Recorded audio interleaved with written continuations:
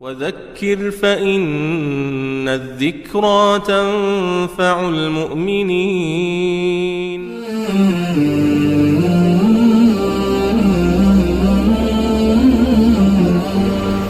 بسم الله الرحمن الرحيم. الحمد لله رب العالمين، والصلاة والسلام على سيدنا محمد وعلى آله وأصحابه أجمعين. مرۆڤ تموحی زۆرە، وا نەبوایە زەوی ئاوەدان نەدەبەوە، بەڵام مرۆڤ لاوازیشە، بۆیە پێویستی بە پشتیوانی خوای پەروەردگارە. خوای پەروەردگار دڵمان خۆش دەکا و دەفەرمێ: ذلكم الله ربكم لا إله إلا هو خالق كل شيء فاعبدوه وهو على كل شيء وكيل. ذلكم الله ربكم، أو الله سبحانه وتعالى پەروەردگار و پشتیوانی ئێوەیە. هەموو مرۆڤێک حەز دەکا پشتیوانێکی هەبێ. خوا دەفەرمێ من پشتیوانی تۆی ئیماندارم. لا إله إلا هو، هیچ کەسێک شایەنی پەرستن نییە ئللا خۆی نەبێ. خالق كل شيء، دروستکاری هەموو شتێکە، هەرچی لە ئەرز و ئاسمانە هەیە، لە دیار و نادیار، لە گەورە و لە بچووک، لە زەڕە بۆ کەمتر لە زەڕە، بۆ کەشکەشان و فەلەکات، هەمووی پەروەردگار دروستی کردووە، خالقی هەموویەتی. فاعبدوه، ئێوەش بیپەرستن. وهو على كل شيء وكيل، خوای گەورە خۆی سەرپەرشتی هەموو شتەکان دەکا. ئەماتە زۆر دڵمان خۆش دەکات، دەفەرمێت تۆ بە حەق خوا بپەرستە، سەرپەرشتی هەموو کارێکت دەکات. ئیتر مەترسە، بێخەم بە، ئەی ستەم لێکراو، ئەی ماف خوراو، پەنا بەس بۆ خوا بەرە. وهو على كل شيء وكيل، بەس تۆ ڕاست بکە بە حەق خوا ناز بە، تۆش ستەمکار مەبە، تۆش مافخۆر مەبە، تۆ لە بێدەسەڵاتیان پیاوی چاک مەبە، کارت بدە دەستی خوا، ئیشی تۆ ئەوەیە بە جوانی خوا بپەرستە و بەگوێ بکە، خوا هەموو کارەکان بۆ ڕایی دەکا.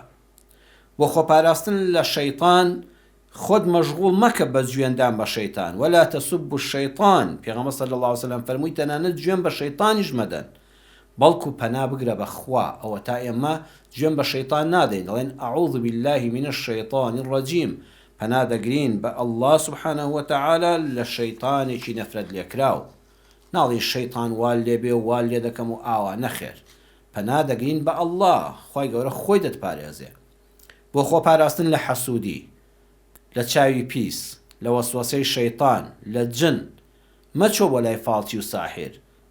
إنه ليس له سلطان على الذين آمنوا وعلى ربهم يتوكلون، لسورة النحل آياتي 99 دا پەروەردگار دەفەرمێ شەیطان حیز دەسەڵاتێکی نییە بەسەر ئەوانەی کە ئیمانداری ڕاستەقینەن و هەروەها بەسەر ئەوانەی کە تەوەکولی ڕاستەقینیان لەسەر پەروەردگاریانە. بەخوا هەر کەسێک بە دڵ تەوەکولی لەسەر خوا هەبێ، پێویستی بە نوشتە و گشتەک و سیحر و جادوین کەس نییە، خوا خۆی دەیپارێزێ. بەڵام بەڕێزان، یادتان دەخەمەوە، یادی خۆم و ئێوەی دەخەمەوە، تەوەکل لەسەر خوا مانای پاڵدانەوە و بێکاری نییە. بۆیە چەند هەڵەیەک لەسەر التەوەکل عەلە الله هەیە، بەڕاستی بکەینەوە. وەکو یەکەم، دەبێ ئیشەکەت ڕاست و ڕەوان بێ، ئەمجا بڵێ خوایە پشت و پەنام تۆی. خوای پەروەردگار لە سوورەتی النەمل ئاەتی 79 دا دەفەرمێ فتوكل على الله إنك على الحق المبين، پشت بە الله ببەستە، بەڕاستی تۆ لەسەر حەقێکی زۆر ئاشکرا و دیاری. کەواتە کەی پشت بە خوا ببەستە کە مەسەلەکەت ڕەوا بێ. ئێستا تۆ دەچێت دادگا، بەرامبەرێکت هەیە، کەسێک هەیە دژایەتیت دەکا، ئەبێ بڵێ خوایە پشت و پەنام تۆی بێی بە هانا و هاوارمەوە. ئەزانی کەی خوای گەورە پشت و پەنات دەبێت کاتێک کە تۆ حەق بی، بەڵام تۆ دەچێت دادگا، تۆ خۆت سوورە و سوور دەزانی ناحەقی، ئەمجا بڵێ خوا پشت بە تۆ دەچم، دایکە شکستت هێنا بڵێ وەڵا خوا پشتی نەگرتم، ئاخر تۆ خۆ لەسەر ناحەق بووی. إنك على الحق المبين، ئەم قورئانە هەمووی بۆ ڕوون کردوینەوە.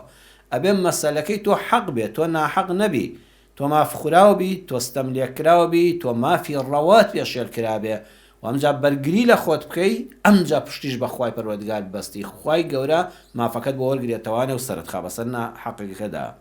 فإذا كنت منحرفا أو متعديا ومسيئا ومجانبا للحق فلا يصح منك التوكل.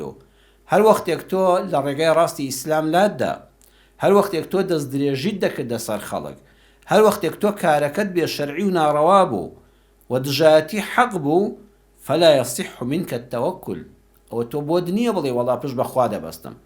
تۆ هەموو کارەکەت شەوت و شەوێڵ و ناڕاستە، دژایەتی شەرعە، پێچەوانەی شەرعی خوای پەروەردگارە. لەو کاتەدا تەوەکل لەسەر خوا ئەوە بێمانایە. فأحد أسباب التوكل أن تكون على الحق المبين. يشك له كاركاني بجبستني راستقينا بخواي پروردگار أولا تولى صد حقك وراستيش يرون واشكرابي. خالي دوام التوكل جواز التواكل. توكل چيا و تواكل چيا؟ إيمان دار الراست متوسل متوكلة، واتهر چي وسيلة ديگريت بر وپاشان تەنها بە وەسیلەکان دڵی ئاو ناخواتەوە، بڵێ من مادام پارەم پێیە و چوومە بازار بیامنەتم شتی خۆم دەکڕم. نە، پارەم پێیە دەڕۆم بۆ بازار شتەکەش هەیە، بەڵام پشت بە ئەڵڵا بەخوا ئەڵڵا مەیلی لێ نەبێ بیشی هێنێەوە دەست پێوەی وشک دەبێت ناکرێت. متەوەسیلە و متەوەکیلە، چەند جوان ئەو دوو وشەیە. مسلمانی ڕاست هەم متەوەسیلە هەم متەوەکیلە.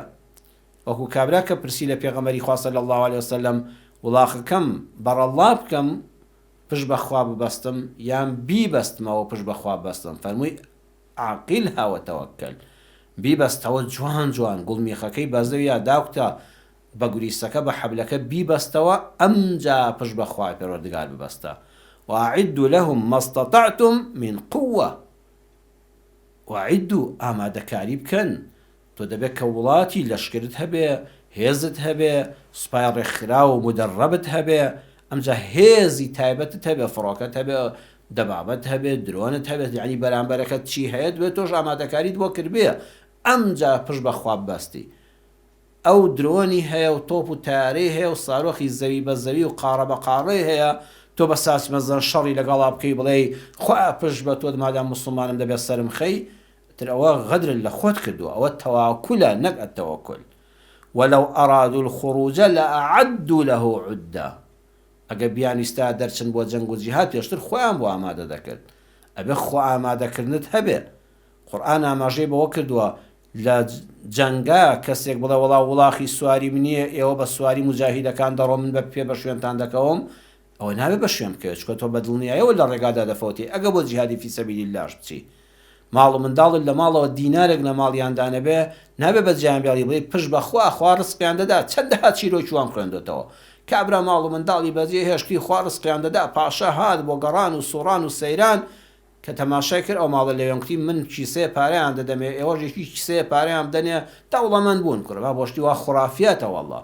والله ئیسلام دەڵێت بێ ماڵ و منداڵەکەت زەخیرەت بۆ بەجێ هێشت بن تا دەڕۆی دێیتەوە سوال لە خەڵک نەکەن، محتاجی دەستی خەڵک نەبن، ئەمجا بڕۆی بە جەنگ و جیهادەکەش، ئەمجا بڕۆی بۆ حەج و عومرەکە. ئەوە تا پێغەمبەری ئێمە ڕابەری ئێمە صلی الله علیه وسلم ئەوە سیرێ ئەوە ڕێبازیەتی لە هیجرەتدا جاران دەمی بەیانیان یان دوای عەسران دەچۆ ماڵی ئیمامی ئەبوبەکر، خاتو عایشە فەرمێن لە گەرمەی نیوەڕۆدا هات کە قەت لەو کاتەدا نەهاتبوو، چونکە دوژمنەکە چاودێریشی بکردایە یەقینی هەبوو ئەوە چەند ساڵە پێغەمبەری خوا صلی الله علیه وسلم لە نیوەڕواندا قەت نەچۆتە ماڵی ئەبوبەکر، جاسوس لە بەیانیان و عەسراندا چاودێری دەکرد. و پاشان لە گەرمای نیوەڕۆدا خەڵک بە دەرەوە نێ پشوو دەدا، پێغەمبەر صلی الله علیه وسلم کاتەکانی گۆڕی، لە کاتێکە هات هەرگیز لەو کاتەدا نەهاتبوو، بۆی سەر لە دوژمنان و جاسوسەکان و چاودێرەکان بشێوێنێ. کە دەریش چوون لە ماڵەوە بە دەرگادا نەڕۆیشتن، فەرمووی کونێک لە پشتی ماڵەکەتاندا هەیە لەوێەوە دەڕۆینە دەرەوە، بۆی ئەگەر کەمینێک هەبێ لە بەردەمی ماڵەکەدا ئێمە بەسەریان نەکەوین، ڕێگایەک هەڵبژێرین کە دوژمن وا نازانێ ئەم ماڵە ئەو کەلێنە ئەو دەرگا بچووکەی هەیە و لێەوە مرۆڤ دەڕاتە دەرەوە. شارەزای ڕێگای لەگەڵ خۆیان برد بە کرێی گرت خەبیر و سەحرا، هەسەی ئەو وشەیە چەند جوانە لە سیرەدا، خەبیر پسپۆڕی ڕێگا، قاچاخە ڕێگاکانی هەمووی دەزانی. پێغەمبەر صلی الله علیه وسلم نەیفەرموو ئەبوبەکر سواری حوشتر بە ئایەتل کورسی بخوێنە فویەک بە خۆمان داکەین خەمی هیچ چن نەبێ، ناوەڵا بەو ڕێکرا ڕاستەدا نەڕۆی کە خەڵک پێدا دەڕۆیش بەرەو مەدینە، بەڵکو بە پێچەوانەوە ڕۆی، ئەو ڕێگایە هەرگیز نەدەڕۆی، دوایی ڕێڕەوە ڕاستەکەی گۆڕیەوە بەدەم خەراغی دەریادا خەبیر و سەحرایی لەگەڵا بوو. خەبیر وشەیەکی چەند جوانە. پسپۆڕی ڕێگا، پسپۆڕی ڕێگا قاچاقەکان کە دوژمن هەز ناکە ئەم ڕێگای مرۆڤی پێدا بڕوە. پسپۆڕی ئەو بیابانە بوو کە چۆن مرۆڤەکان ڕزگار دەکا. پێغەمبەر صلی الله علیه وسلم بەکرێی گرت، پارەی دایە و پشتی پێبەست و لێی دڵنیا بوو، ئەمجا لەگەڵ ئەوە ڕۆیشت. و پاشان چوونە قڵشی شاخەوە، ئەلغار نەخۆیان دەرخەن بڵێ لەم دەشتە لێی دەخەوین، لە قڵشی شاخێکە ئەو ئەشکەوتە لەوێ دەست دەکەوت کە هەف ئەشکەوتی قوڵ و زۆر قوڵ و تاریکە، ئەوەی کە هەموو جەنابتان بینیوتانە چوونە حەج و عومرە، غارەکە قڵشی شاخێکە، ئەوان دەکرد چاویان لێیان بۆ، یعنی قڵشی شاخێک بوو، گرنگەوەی ئەمە بەدەشتا نەبین، ئەم پەنایە هەیە دەچینە پەناوە. ئەم جارەکانە بە شوانەکەشی ود هەموو ڕۆژێ مەڕەکانت بێنە، هەم شیرمان بۆ بدۆشە لەگەڵ ئیمامی ئەبوبەکرە، هەم بڕۆ بۆی شوێن پێکانمان پوشەکە کە ئێمە قاچی ئێمەشکاوە شوێن پێ هەڵگت دەیدۆزێتەوە، با مەڕەکە پێیدا بڕوە شوێنەکان بەشارێتەوە، نەزانێت چیە بەم ڕێگایەدا ڕۆیشتووە، ئەڵە هەرمە ڕۆماڵاتی پێدا ڕۆیشتە لەوە ناچێت هیچ مرۆڤێک بێرەدا ڕۆیشت بێ. ئەم هەموو وەسیلانەی گرتە بەر متەوەسیل بوو. بەڵام کاتێک کە ئەبا جەهل و سەرانی قوڕەیش گەیشتنە بەردەمی ئەشکەوتەکە، ئیمامی ئەبوبەکر فەرمی قوربان بەسەر ئەوان نەوی بکەن چاویان لێمان، ئێستاوە لەسەر سەرمان وەستاون، فەرمووی لا تەحزەن ئین الله معنا، بەگوێ سرپاندی خەمبار مەبە، ئێمە ئەڵڵامان لەگەڵە. ئەوە تەوەکولە. لەو کاتەدا نەشڵەژا بە ئیسراحەت لێ ڕاکشا، پشتی بە خوای پەروەردگاری بەست. و ئەویان تەوەکولی ڕاستەقینەیە، ئەوەی تریان تەواکولە. بەداخەوە بەڕێزان لای هەندێک لە موسڵمانان ئەگەر کەسێک کار نەکا، لێی دانیشێ، خەڵکی خێری پێ بکەن، نانی بدەنێ، هەر بۆ خۆی خەریکی عیبادەت بێ، دەڵێن بەخوا فڵان کەس کەسێکی بە قەناعەتە، خوا قەتیش پەکی ناخە، چەند ساڵە هەر بۆ خۆی نوێژ و عیبادەت دەکات لەو گۆشەی مزگەوتا و بەخوا هەر بە تێر و تەسەلی ژیاوە، هەر یەکێک دەبێ نانێکی بداتێ. بەداخەوە سەیرەکەی مەدحی دەکەن. بەڵام کەسێک عیبادەتەکانی ڕێک و پێک دەکا، شەو و ڕۆژیش هەوڵ دەدا، لە چەند لاوە کاسپی حەڵاڵ دەکا و پارەکۆ دەکاتەوە، خەڵکێکی بەناو موسڵمان زەممی دەکەن، ئەڵێن بەخوا فڵان کەس بێ قەناعەتە، تێر ناخوا، بۆ کوێی دەبەی، بۆ چێی کۆ دەکەیەوە، سەیەکی زەمی ئەمەیان دەکەن. چاولێ تێ نەگەیشتنی ڕاستەقینەی لە ئیسلام چەند خەتەرە، بەڵام نا مادام زەکات دەدا، 2 خێر دەکا، 3 نوێژ و ڕۆژوەکەی نافەوتێنێ، جومعە و جەماعەتی نافەوتێنێ، 4 غەژ لە کارەکەیدا ناکا، بەخوا ئەم دەوڵەمەندە زۆر لە عابیدێکی گۆشەگیری بێکاری خێرپێکرا و چاکترە. لە ڕاستیدا ئەم دەوڵەمەندەیان وەلی خوایە، نەک ئەو بێکارەی کە خەڵک خێری پێدەکا و لە گۆشەیەکا بۆ خۆی خەریکی خواپەرستیە. یادتان دەخەمەوە ئەو کەسەی کە مزگەوت دروست دەکا چەندە بەڕێزە لای خوای پەروەردگار و لای خەڵک، ئەو کەسەش کە کارگەیەک دەکاتەوە، خزمەت گوزاری پێشکەش دەکا، بەرهەمی پاکە، بەرهەمی پاک دروست دەکا، پێویستی خەڵک لە ناوخۆی وڵاتەکەدا دابین دەکا.